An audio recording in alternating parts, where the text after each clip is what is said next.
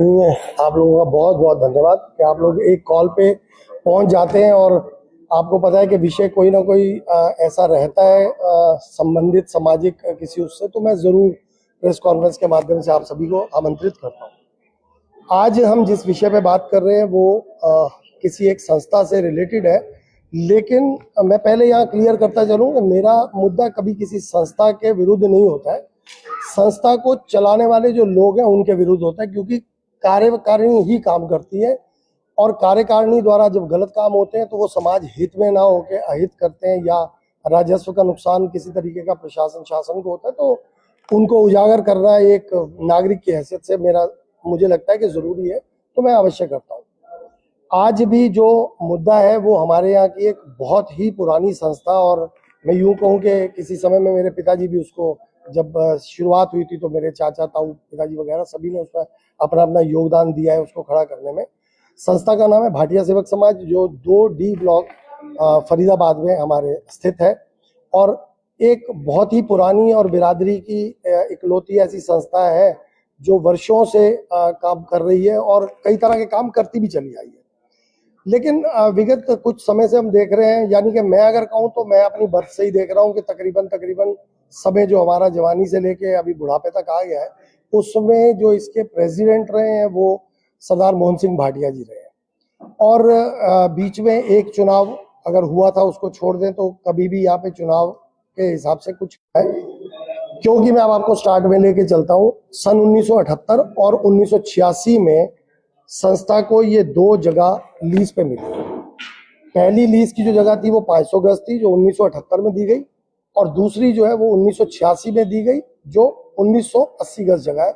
यानी कि दोनों को अगर हम जोड़ देते हैं तो 2480 वर्ग गज जगह ये कंप्लीटली मिलती है। और जो लीज का डॉक्यूमेंट है दोनों वो ये सिद्ध करते हैं कि ये दोनों ही प्लॉट खाली थे।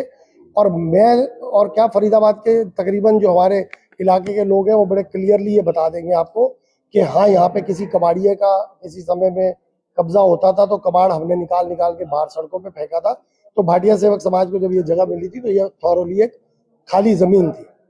लीज की टर्म्स की अगर हम बात करें तो लीज में बिल्कुल ये क्लियर लिखा हुआ है कि आपको किसी प्रकार का भी जो निर्माण करना होगा वो संस्था को अपने पैसों से करना होगा, लेकिन उस निर्माण के लिए आपको इजाजत बाकायदा नगर निगम से या उस समय के मिश्रित प्रशासन से कहें तो लेनी होगी।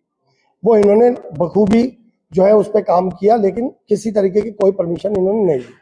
फिर भी यहाँ पे स्कूल और स्विंग जो क्लासेस होती हैं वो लाइब्रेरी, ये सब इन्होंने अपनी अपनी उस समय की हैसियत से ये चलाते रहे।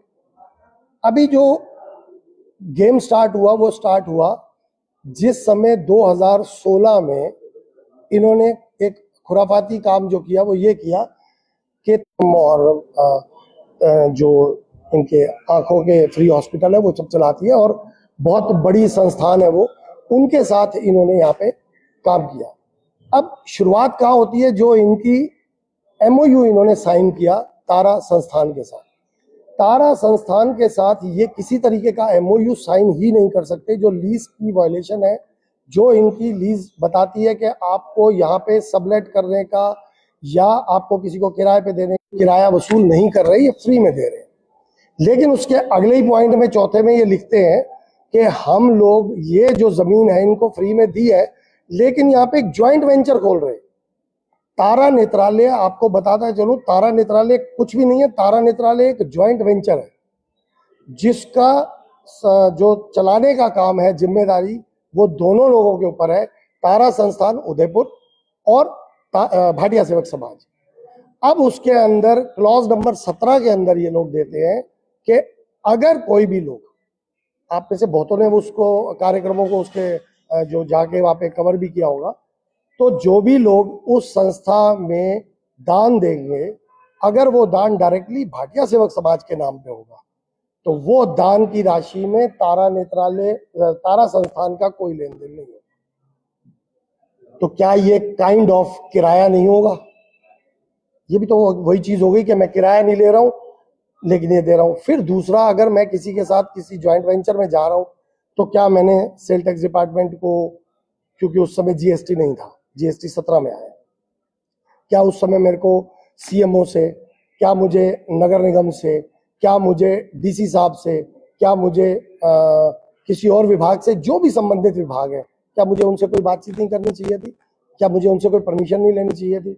इन्होंने उठा के एक एमओयू साइन किया, दिखाने के लिए दिखा दिया, कोई पैसे नहीं आ रहे, जबकि वहां पे ड्रग कंट्रोलर का भी रोल आता है कि ड्रग कंट्रोलर को ही देखना चाहिए था कि वहां अंदर जो मेडिकल स्टोर चल रहा है वो आलोक के नाम से चल रहा था।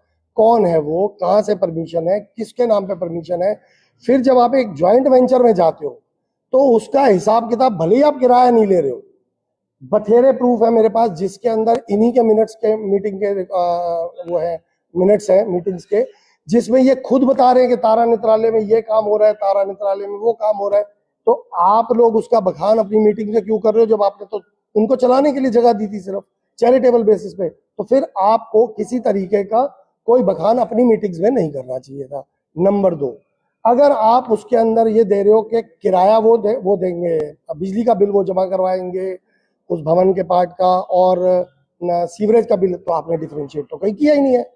बिल वो जमा कराएंगे लेकिन रसीद आपको देंगे, तो रसीद आपको अगर देंगे तो फिर वो आप अपने अकाउंट में डालोगे, तो ये भी इन काइंड ऑफ वो आ गई, चीटिंग हो गई कि आप खुद से पैसा ले रहे हो।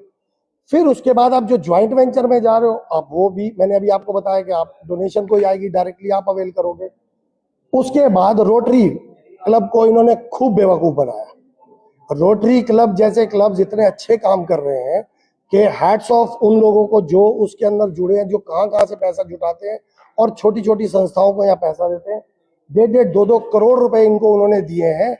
अब आप एक चीज सोचो कि तारा नेत्रालय को 35 लाख रुपए मशीन के लिए मिलते हैं। तारा नेत्रालय क्या हुआ? भाटिया सेवक समाज और तारा संस्थान का ज्वाइंट वेंचर। तो भाटिया सेवक समाज को एक किस्म से वो पैसे आए, जब तारा नेत्रालय यहां से छोड़ के गया वो मशीनें तो यहीं रह गई। तो क्या ये इन अ काइंड ऑफ परचेज या वो नहीं, मैं लूंगा इसको कि क्या है? फिर हमारे जो ग्रांट्स होती है वो इनको 10 लाख, कभी 11 लाख, कभी 11 लाख, कभी 20 लाख, वो डिस्क्रिशनरी ग्रांट्स भी इन्होंने इक्विपमेंट्स खरीदने में की है, लेकिन कभी किसी का हिसाब नहीं दिया। ये चीजें आप भी वहां से ले सकते हैं, मेरे पास जितना है वो मैं आपको दिखा सकता हूँ। जो ये सारी चीजें ये काम करते चले आए हैं, उसके बाद इन्होंने जब देख लिया कि तारा नेत्रालय इज अ सेट बिजनेस, उस केस में इन्होंने तारा नेत्रालय के साथ 7 साल का टेन्योवर खत्म होने से ठीक 6 महीने पहले उनको एक ये लोग इशू करते हैं नोटिस कि अब आपको इसको खाली करके देना है। वो इसको खाली करते हैं 31 मई 2023 को, जबकि भाटिया सेवक समाज अपना स्कूल कोरोना की आड़ में ये कह के कि क्योंकि हमारा स्कूल चैरिटेबल बेसिस पे था और यहाँ से हम लोगों को पब्लिक से पैसे आते थे, कोरोना के चलते में हमें वो पैसे नहीं आ रहे, इसलिए हम स्कूल को बंद कर रहे हैं।